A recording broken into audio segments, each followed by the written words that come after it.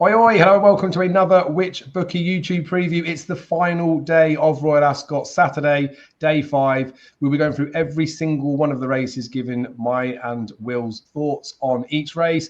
Again, there'll be a link in the description for you to find details of our 3 sponsors that have been helping us with these videos. So BetTom, Toe and TalkSport Bet. There'll also be a link in the description for our daily tips. What we tell you in this video is our thoughts at the moment. Time of recording is about 1 o'clock on Friday. Is that the day of the week? It's difficult with Royal Ascot. It's on Friday. So when we publish our final columns, there may be some changes to what we're saying in here. But this gives us a good view of where we're at the moment. Will, we've got 3 days of evidence to already go by. Yeah. We should know what we're doing by now. So let's crack on with the first race. The 2:30 is the Chesham Stakes, listed race. It's over 7 furlongs. By now, like I say, we should have enough information to know that Aidan O'Brien and his 2-year-olds have just been phenomenal, haven't they? But this Chesham Stakes does look like a pretty deep race, I think. I think even before the Royal Ascot week started, I've got massive respect for Trenmore and Humidity. And I do quite like his filly Moments of Joy, but I wasn't as blown away with her as I was with some of the others on their debut. So it's interesting to note with this race that the 5 favourites that have won this race this decade were all Aidan O'Brien favourites, ridden by Ryan Moore. The favourites that weren't those haven't got a very good record. And at the moment, we've got the betting sat at 13-8 joint favourites for Moments of Joy for Aidan O'Brien and Ryan Moore. Trenmore is in there for Charlie Appleby and Will Buick. Charlie Appleby hasn't had a winner so far this week, but like his expectations only slightly over 1 as well, so that could change by now. And then we've got Humidity in at 6-1. It's 12-1 or bigger, Will. So like there, we don't know where the market's completely going to settle, but it shouldn't really put us off, should it? If one of these horses gets backed into favourite and it's not Aidan O'Brien, that probably shouldn't be seen as a negative. But I think as it stands, given how Aidan O'Brien's 2-year-olds have gone, I'd expect that Moments of Joy will go off favourite. Where would you be looking for a bet in this race? Would you just think, let's just follow Aidan O'Brien because he's done nothing wrong so far this week? Well, I mean, he's won the opening race of every day, hasn't he, in terms of the 2-year-olds? So every reason to think, well, we don't know what's happened on Friday yet as we talk, but there's every likelihood, given how well the filly has been back today. But we'll see with that.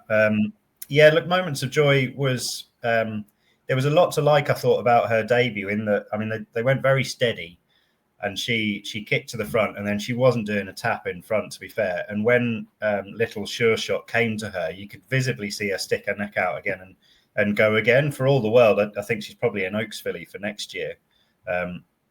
But just that ability actually to go that early tempo is going to be interesting in this race, because there's a few, Trenmore is clearly very good. Humidity is clearly very good on what he did on debut effort at Newbury as well.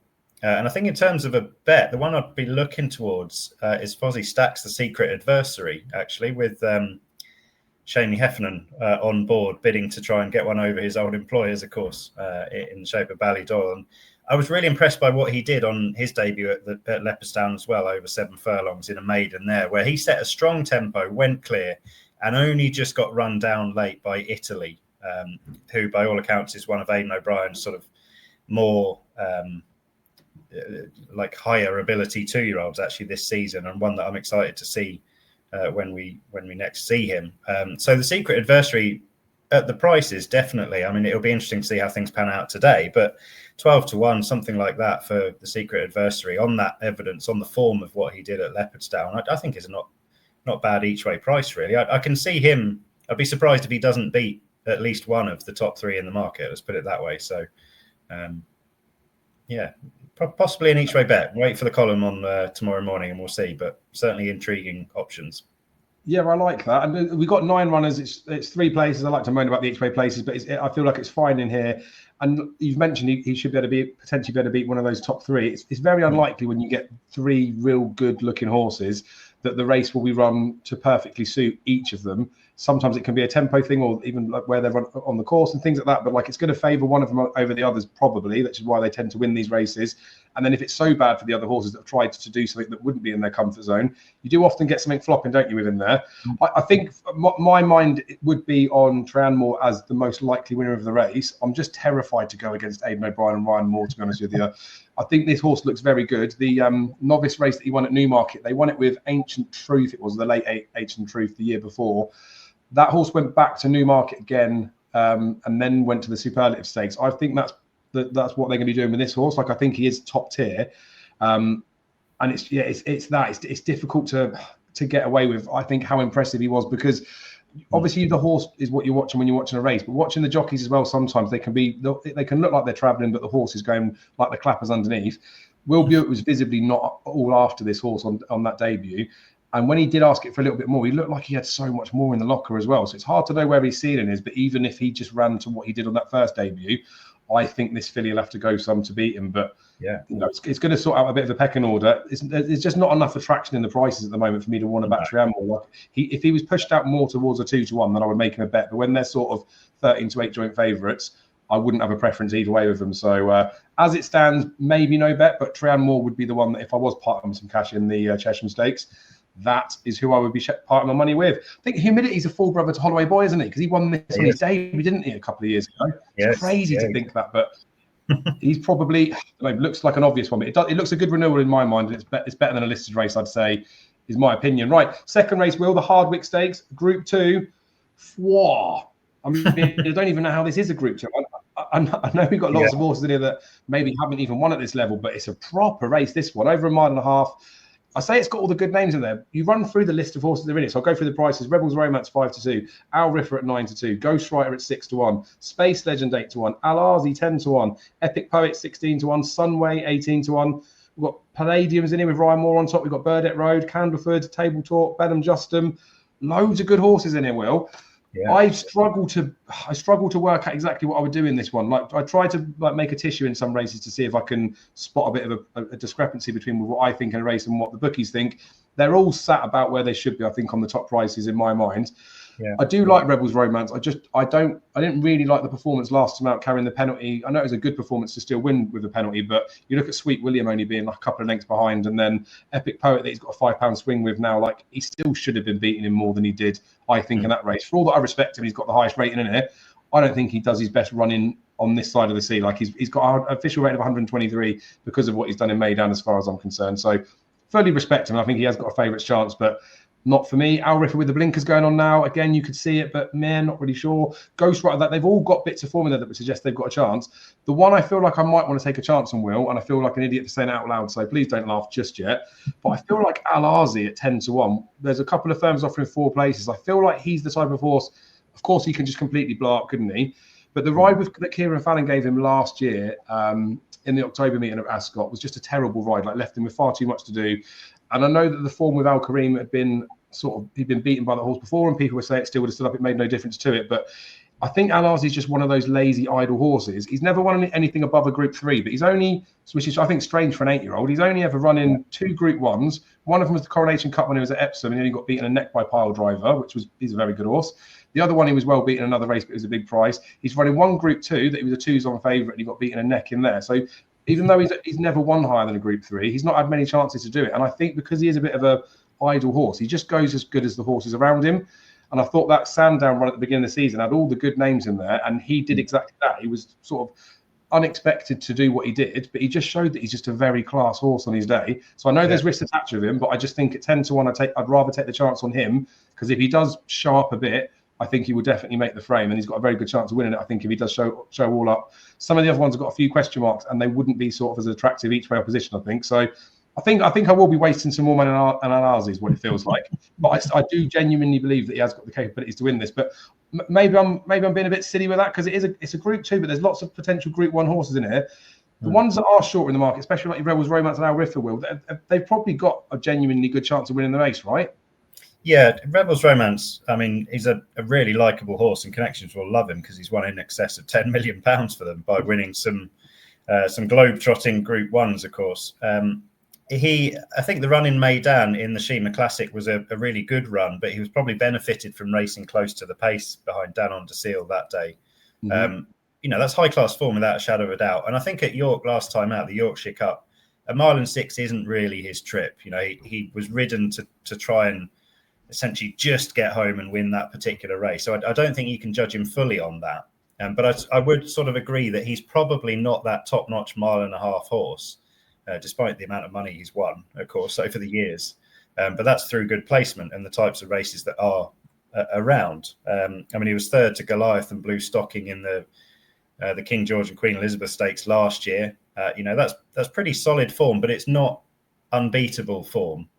So he's the right favourite, isn't he? He's where a lot of people will probably land. But I do think there's some at bigger prices that are probably a bit more, on the up, a bit more progression left in them as sort of 4 or 5 year olds. And probably the main one at the prices is Table Talk, who I thought was probably the most overpriced horse in the race, because I'm pretty sure, with all due respect to Tom Clover, if Table Talk was trained by a Roger Varian or Andrew Boulding or a William Haggis, then he'd be close to single figures, I think, on what he's done and his rate of progression following the Melrose last year. He didn't handle soft ground at Ascot back end of the season, but that's fine. He's much better on faster ground, I think. He was a good second at Newbury on his seasonal debut when Davina Grace got a solo on the front end. And he stepped forward from that in the Aston Park Stakes ahead of Al Arzi last time out, behind Aiden. Again, Aiden kind of got first run and Table Talk was closing him down. Al Arzi had a troubled passage in behind, so you could possibly add a couple of lengths onto him. But I think on all known bits of form, and the fact that he's stepping forward quite slowly but nicely, Table Talk looks to me as being a one that if you can get, there are a couple of firms offering 4 places. I think, around about where he's priced up at, you can get 20 to 1, something like that for 4 places. It's not the worst bet in the world, really, because he's going forward and we know he stays the trip. That would be the doubt for me with Al Riffer and Ghostwriter, whether they're going to properly get a mile and a half. Oh, I like that, Will. I like that a lot. So we're both looking for from horses that have come from the Aston Park Stakes. Obviously different horses, but a couple at bigger prices. And like we said, there's a couple of firms offering 4 places. It's exciting, isn't it? I think I definitely think that's a race I'm very much looking forward to, because there's so much potential in there. But yeah, hopefully one of ours just comes swinging, and then we get a winner in the second race. But if we don't, it gets easier after this. The third race, the 340, the QE2 Jubilee Stakes. It's a Group 1 over 6 furlongs. This is a belter, Will, an absolute belter, because there's a bit about this French horse Lazat that I look at him and I'm like, for all that was it the Rose Hill in Australia he went over to and he comes second, didn't he, behind Lake Forest, and then he's running the Hong Kong Mile and stuff like that. Like the types of races this horse has been in and mixing it with the best, he's lit like a bit of a worldie of a horse. And then you actually look at his best form when they've dropped him down to 6.5 furlongs, and then we ran at 6 furlongs last time. Like they are his best performances. So imagine being like that capable of a horse that you can still run. I think he was 9th in the Hong Kong Mile, but he was only beaten for sort of 4 or 5 lengths. And in that Rose Hill race, we got beaten by Lake Forest. He was only just beaten in that. But to be that as fast as he probably is, but still being able to mix it in the proper like miles and further trips. Because Inisherin obviously did that, didn't he, last year? Running the Guineas, and that didn't quite work out, but it still looked good. Then dropped back in trip and proved that he was fast. But Lazat's mile form would be far superior to Inisherin's, I think. And then actually, technically, he's probably his 6 furlong form might be better too. Yeah. But for all that I've said that, Inisherin's the horse that I landed on in this one, because I get him wrong all the time, Will. So the fact that I like him in this is probably a big red flag from anybody else out there. But I was very impressed with what he did in that comeback run where he beat Florida Bermuda. I know he was well supported that day as well with Ryan Moore up top. I can't believe he rallied back and beat her. Like it felt like for all my mind that they didn't, as much as they knew he's ready for the race, they're probably just thinking, well, we'll come back to Ascot. We want to win another race. It was the Commonwealth Cup, was it last year that he won? And obviously, hopefully he's going to win the QE2 this year. But this would have been the target. And yeah, I just thought that his run should be upgraded for all that he did win. And like I say, he was fancied. I just thought he was bound to come on for that run. And I think his figures are 120s performances, that one last year, and even that last run was that. And as much as Lazat at this distance has got sort of mid 120s, like 124s, he's a very good traveller. Like I say, he's been to Australia, Hong Kong, France, just goes everywhere, doesn't he? And so he's fine with that sort of stuff. But Inisherin has done it here, and it was a weak Commonwealth Cup last year. But he felt safe in the fact that there's 4 places up for grabs. He's a 4-to-1 poke, and I think he'll be bang there.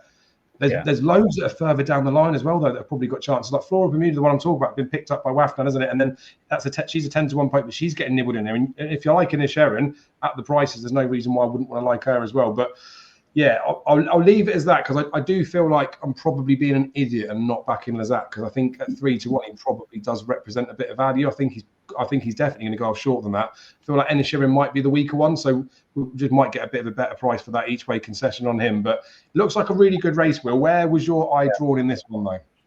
Not really anywhere, I must admit. I think at the top of the market, there's so many unknowns for me, because they're all clearly top-level horses, but there isn't, too much kind of interlinking form or too much information which would suggest that where you can piece them together, if you know what I mean. The interesting thing is they're all drawn quite high as well. Lazat 11, Inisherin 13, Stormboy 15, Satono Rev 16. So you could easily see the race developing kind of in amongst that pack up the stand side. And they're just all very high quality horses, clearly, but they're in their own jurisdiction. So it's very hard to know exactly how they all link in. Obviously, Stormboy would have to step forward quite notably from what he did at the Curragh on his debut for Aidan O'Brien, but that wouldn't be the biggest surprise if he did so. Satono Rev is, a very, very fast and decent 6 furlong sprinter out in Japan as well. So lots of unknowns for me. If the race did end up developing stand side, then one horse that might kind of get dragged into that's possibly overpriced, but whether he's a knock-in each way bet or not, because of those top level market leaders, remains to be seen. But it's Anaf, who rarely runs a bad race at Ascot, and he's had 2 starts since he went globetrotting himself, and it clearly has been a stepping stone to try and get him back to Ascot and Royal Ascot in good form. He's got any number of decent runs here at Ascot and in some of these sort of listed Group 3 sprints that would suggest that he's got, he's a player on his day, definitely. 6 furlongs, I think, is his trip, and he'll get dragged into the race, like I said, by those good horses.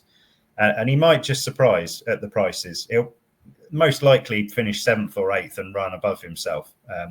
But if he did, happen to drop his way at 50-1 for 4 places, you don't have to have too much on to get a little bit back if he does in some way run above himself, which I think he could. I like that. And I keep talking about the play spots all the time, didn't I? But we've got another race here, 16 runners, only 3 places up for grabs. And with some of those horses towards the front where it is a bit murky and them being drawn together, it's not out of the realms of possibility that they could all bomb. And then this is a leg where you want to get through.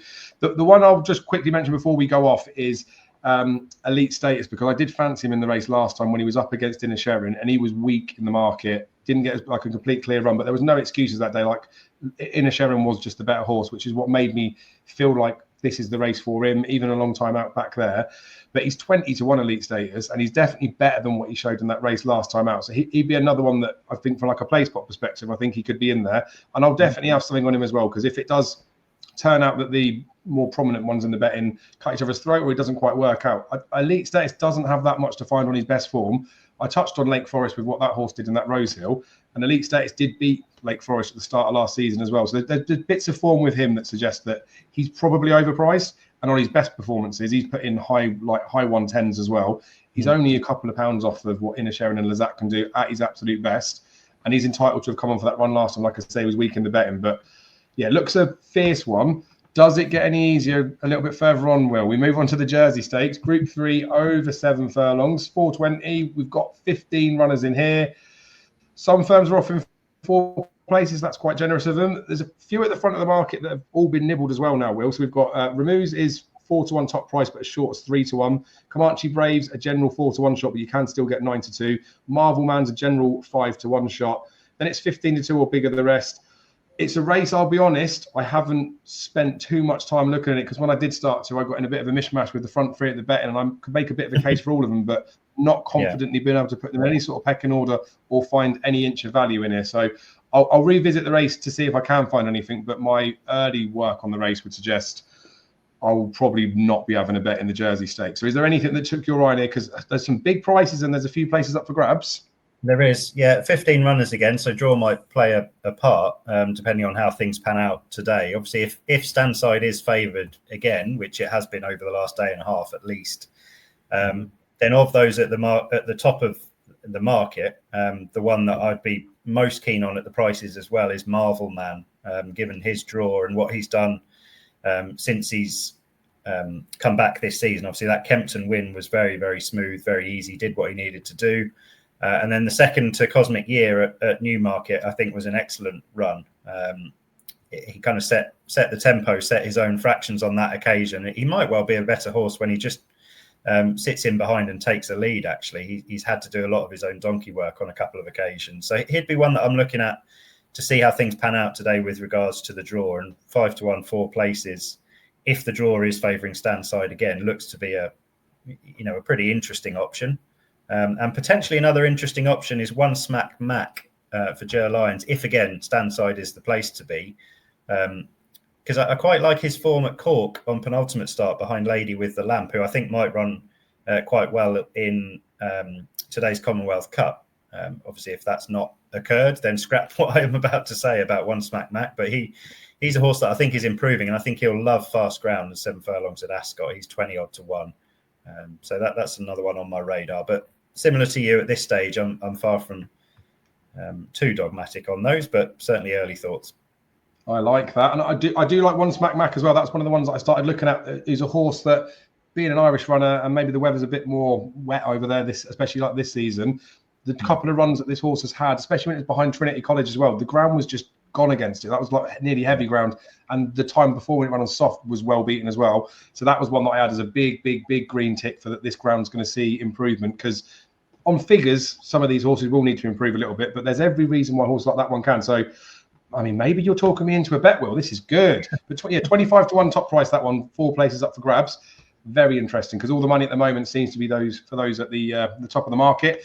Move on to the 5 o'clock now, Will. It's the Wokingham Stakes. It's a handicap, 6 furlongs. This race holds my strongest handicap fancy of the entire week. And I was very bullish on Oliver Show yesterday, which didn't quite pan out, did it? But Pure Sanguis was one that I had marked for this race. It was in the build up to this, he's been as big as 33 for some firms, and he was 20s. He's still available at 12 to 1 now. There's 6 places up for grabs. I think he's just got the absolute perfect profile for this race. I do like some of the trendy bits I've talked about in other ones, but he ticks all the boxes on the trendy bit. But I don't even need that to be the case for him, because he's for me a form horse. But on the trendy bits, all of the last 10 winners were Irish or British bred. 9 of the last 10 winners had run at Ascot. 7 had run more than once. 9 of the last 10 winners had run that season. 9 of the last 10, 9 of the last 10 winners had 12 or more flat runs. So lots of experience in there. 8 of the last 10 winners were double-figured priced. So don't go shorter than 10 to 1, please, Pure Sanguis. 7 of the last 10 winners had not won a race that season, and 7 of the last 10 winners had an official rating between 99 and 105. But as I say, it's not the fact that he has the stats all ticks. It's the fact he's got the form bits in as well. Because More Thunder, I think, is the rightful favourite. It's been very good, hasn't he, since he's joined Haggis from Stout. 2 from 2 in handicaps. This time at Newmarket, both times this season. He's up £11 from the start of that first run this season. And while he did win all right last time, him and Pure Sanguis were out the back. Now, Pure Sanguis wasn't really very far behind. I think Pure Sanguis now got an £8 swing with him. But within that, Oisin Murphy moved Pure Sanguis from the middle of the track to the far side to basically just get a bit of space to let this horse run. And twice his run was sort of checked a little bit. Like, it wasn't race-ending movements from the horses in and around him, but he definitely didn't get a clear passage. But Oisin Murphy didn't seem bothered about that. It wasn't like he was intentionally trying to get him stopped, but at the same time, he didn't really mind what was happening, because you could see it about to happen when it was in front of him, and he didn't really get after him in the finish either. So that looked very much to me like it was a stepping stone. Now, you look at this horse, he was favourite for a Stewards Cup at Goodwood, and he absolutely flopped, because he just couldn't handle the freedoms and got a bit unruly before. So that could be a big red flag that, in fact, he's coming into a big handicap and he's got that issue. But he's shown none of those signs in the 2 handicaps that he's running this season. And of course, now they know that about him from Goodwood. They must have worked on it, and it should be fine. He's won as a 2-year-old. Last season, he didn't win as a 3-year-old, but he was just running in proper, decent races. He's running in group races all the time. And he almost won the Group 3 charge at Sandown. He almost won the listed Garraby, I think it was, at York. He has won on good to firm ground as well. And those 2 races I talked about that he nearly won were on soft and slower ground. He's just so versatile, and he's like I say definitely, but I believe he's definitely ahead of his mark. And like I say, that swing with More Thunder, he's right where he should be. More Thunder in the market. Pure Sanguis has now been nibbling, and he's exactly where he should be in the market. But I still feel like 12 to 1 about him is a cracking each way bet for a horse that I have zero doubt in my mind has been trained for this race, and it looks like everything's gone smoothly on the way to doing it. Like I say, there's the slight reservations with the big field handicap because of what happened at Goodwood before, but they must have worked on it, and I trust him because he's run okay in other big fields. They've just not necessarily been the handicap. So very sweet on Pure Sanguis. I was very sweet on Oliver Show yesterday. That didn't quite pan out. So maybe I should temper my enthusiasm, but I still think at 12 to 1, he'd be my one single dart that I play in this race, because I don't think I need any more than that. So with all that said, Will, is there anyone in this race that you like? Well, I think I'll unmute myself. There we go. First time I've ever done that. Please do forgive me, viewers. Yeah, it's a race where we'll need to see what happens today with regards to draw again, similar to previous races on alluded to on the Saturday, because it just can. I mean, it has been stand side, like I said, completely dominated, and we'll see how that pans out today. If it's going to be consistent, similar pattern. If it is Pura Sangre 22, you can see him going well, definitely. More Thunder, obviously, the favourite next to him in 23 is an obvious chance. And then there's a few at slightly bigger prices that are berthed high as well that are interesting, but I really would be so much more confident if there was a bit more ease in the ground for both of them. Zoom Zoom is the first of them for Rafe Beckett, and the other one is Holcombe Bay for William Knight. They've both got really good, solid form. Zoom Zoom is a real sort of big leggy type who claws the ground, so I'd just be worried about him on what is pretty rattling fast ground. He has handled it on a couple of occasions, but I can't get out of my mind some of his performances that he's put up on a very testing surface. So it's probably going to be a no bet unless they had a rogue thunderstorm or something, which could happen given the heat. But he's definitely an interesting horse, if not for the Wokingham, but somewhere down the line. Zoom Zoom and Holcombe Bay as well. I think this has been the plan all year, because he's had 3 runs and kind of tuned up gradually towards this particular target. He was a course and distance winner last season, got a really good Ascot record, very progressive, but he just would prefer a little bit more cushion under hoof as well. So I think Connections might be ruining the fact that the weather's gone heatwave this week with Holcombe Bay as well. But definitely one that I'm going to keep half an eye on. Like I said, if there's a rogue thunderstorm, they're definitely both bets for me with a high draw.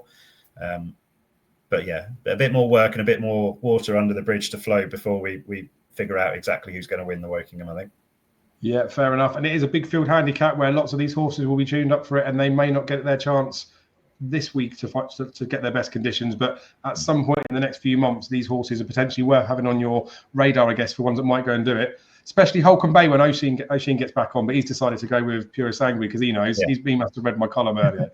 Oisin knows he's going to win it. But that's the thing. Big field handicaps, they're hard. There's 28 runners in there. So as much as I'm excited that there's 6 places up for grabs, probably bookmakers should be giving us 10 maybe, but I don't need it with Pura Sangre. Hopefully he will be bang there. Right, Will, 5:35, the Golden Gate Stakes handicap. This is hard to do the work on completely because I was looking at the race with Archivist as the reserve that wasn't going to get in, was second in the list. There was a non-run of the King's Falcon, so one of the reserves did get in. Now that Archivist hasn't got into the race, I need to do some work on it because that would have been the horse that I would have had as my strong fancy in the race, because I think the form for that one is above and beyond anything else in here. So it does change the complexion of it because I didn't want to do too much work on some of the other horses trying to take on Archivist or thinking that horse wouldn't be here, because it then would have been tainting my view of Archivist, if you see what I mean. So the only one that I thought was really interesting, aside from that horse, which obviously isn't running now, and I do need to do some more work on it, just was Roosevelt, because I don't know what they were doing with him last time, and there was like a handicap debut, isn't it? I don't know if it needed like for a number of runs or whatever to qualify for this, but they just dropped him back to 7 furlongs. It just looked weird. It just looked, and I don't think Aidan O'Brien does this very often. It just looked like he was literally just there to tick a box of running another race. He's run the time before at Leopardstown where he only won by a head. That was over 1.5 miles. He looked good, but he did look a little bit like whether he was quirky or something was amiss with him. And I know we have to have it over here. We have to declare Windocks, don't we? But they still don't have to declare him in Ireland, do they? The horse has got a tongue tie on, so that makes me wonder whether they have tinkered with him. And yeah, I mean, I know Aidan O'Brien's been mopping up some of the other races. It may not be the one in the handicaps, but he looked like a horse that he's 92 is the mark he's got anyway. He looked like a horse that should be capable of running into the hundreds. So he was interested at a bit of a bigger price, but it's a very loose opinion on this race at the moment now. So with all that said, Will, have you got a stronger opinion in here for the viewers? I've got a strong opinion that, as with every season, the London Gold Cup is going to work out well at Newbury. It was a good time for that particular card that day, just over a month or so ago, won by Sedard. Lightning Man was a little bit unlucky not to finish a bit closer when he ran yesterday in the King George V Stakes. And it's the third and fourth from that race that are of interest, Kader Bethune and Ernst Blofeld. Now, I think that obviously on the round track, a high draw should not be sniffed at, really. It's often a place where you can easily performed well above expectation. If anything, you'd probably prefer to be drawn a bit higher than not. But on the round track this week, it also has been key to be fairly prominent, hasn't it? There's been hardly any winners that have come from further back than midfield once they turn into the straight, really. I think John Gosden's horse on the first day was pretty much the only one that has done that. So Ernst Blofeld out in 18, just, right on the widest stall. If William Buick can get prominent in the first-time cheap pieces without using up too much gas, then he's a definite player. But I think the one, Cader Bethune, who's drawn a little bit further inside and will hopefully tuck in midfield, I think he's an interesting option here because he looks as if he's been campaigned very much with handicaps in mind. And even in the London Gold Cup last time out, it wasn't kind of a let's go for Evering type of ride or placement, really. He sort of settled in where he fell, and then he was the only one to come from a little bit further back than the front 3 or 4 in that race. So if he gets a bit of a better break, a bit more of a prominent ride, I thought Cader Bethune at this stage is one that definitely going to be considering back in each way. It's obviously a deeper race and there's plenty of unexposed 3-year-olds, but he too is that, and he's already probably represents the one standout piece of form for this particular grade and course and distance so far this season. So he's got to be on any shortlist. I like it. In Oisin we trust. Interesting thing as well is I remember that Opera Ballo race. We talked about Opera Ballo in one of the other previews from another piece of form. It's a good bit, but Cader Bethune and Saadad were quite close to each other in that race, weren't they? And you've touched on there in that London Gold Cup. Saadad won that race off of 95 and Cader Bethune's off of 93 in here. So I know it's like not necessarily a loose link, but there's a bit of a link in there to suggest that like that is a mark that this horse can win a handicap off. So I like that, Will. You may have saved me having to do some extra work. But you don't have to have a bet in every single race, and that's how I feel about the 6-10 Will. Yeah. It's the Queen Alexandra Stakes over 2 miles, 5.5 furlongs. You've got Willie Mullins that's just dotted up in this multiple times. He's got the horse Sober that comes in there. He was a very good, well, I say very good, looked a very good and promising French stayer. Went over the jumps, didn't it, on debut? Was admittedly a short price, but won first time up for Willie Mullins, and that, to all accounts and purposes, was probably a prep run coming in for this rather than showing his hand in the flat sphere. Short price favourite. Is it too hard to just get away with him and you don't have to have a bet in every race, or do we steam in on Sober in the lucky last? I mean, there's too many unknowns really for Sober. He could easily be streets ahead of these. You know, he came from France with a mark, up in the high hundreds. He's now on 104 over here. That's the mark the UK handicap has given him. He could easily be better than that. You know, on some of his French form, he's got claims to be slightly better than that. And he looked pretty good on hurdle debut. I thought he didn't jump all that fluently, but in terms of ability and, general well-being, he looked good, didn't he? So, I mean, Willie Mullins could have run 5 or 6 horses in here. This is the chosen one. So he's probably going to be too good, isn't he? But Samui, I did think, ran a real cracker in the Ascot, not in the Ascot Stakes, in the Golden Gate, the Copper Horse handicap on the first day, I think it was, behind French Master, because he had kind of had to wait for a run and had to weave in between and came from a bit further back than some. You can see the extra distance really suiting Samui, and if he's a horse that takes to a quick turnaround, which some really do. Some can really appreciate that and go really well second time out. And if you look back through his form, he does have some good runs to his name when coming back to the track within a week or so. So he could be a real cowardly each way option at 6-1 with the 3 places there, just in case Sober bombed out or didn't run to expectation. Because you'd imagine that Samui will be there or thereabouts if he's in any way gone forward from what he did a few days ago. Yep. Yeah, that's fair, because I liked Samui last year. He ran in a couple of races at York, didn't he? I think Jamie Spencer was on him. I was thinking it's perfect. Like, sit on the back, stay on Jamie Spencer, you'll finally get there. Just always that type of horse that might stay on and then it doesn't always seem to get there. But yeah, the extra trip should definitely help him. And that's the problem as well with this race, because Wild Wave's the second in that's Oisin again. Maybe it's going to be an Oisin Saturday, but he hasn't really recaptured the form of last season. But you actually go back and look at the horses he was mixing it against. His mark of 99 definitely is a workable mark. And in the context of a race like this, where you might not have very many well-handicapped horses, it's just a runner at Royal Ascot, he's probably only got the other 2 to beat. But then again, he's priced accordingly. So it's a case of you could back either of the second and third favourites each way, I think, to have an all right chance of maybe getting a winner or getting a bit of a place. But then the Sober could just be clear ahead, couldn't he? And that's the problem with the betting. You get 3 places up for grabs. it's literally, you could back any one of those first three in the betting, but I wouldn't be reaching for anyone outside of that. So, Will, that wraps up all of Saturday's racing. Shall we crack on with our best bets for Saturday? As always, I'll let you go first because it makes my life easier. I'll pick something in other races, and if I really need to pick sober, I will. So, where would your Napa next best be for the Saturday racing, mate? Right, we'll go probably two big prices, I reckon. We'll probably land upon here. Let me just clarify what I'm... Yeah, I think probably Nap selection, assuming that high draws are advantaged or at least not disadvantaged, then Marvel Man in the Jersey Stakes in terms of a price bet, because I thought on all factors he probably could be just about clear favourite. So the fact that you can get 5-1 each way about Marvel Man in that jersey, I thought he was a definite option. And then in terms of a next best, we'll go with bigger priced one, but one that I think can really outrun his price is Table Talk in the Hardwicke Stakes, in a race where there's a few sort of household names or a few horses that plenty of people will know. But Table Talk has not been afforded the respect in the market, I don't think, on account of what is a quite nicely progressive profile. I like that.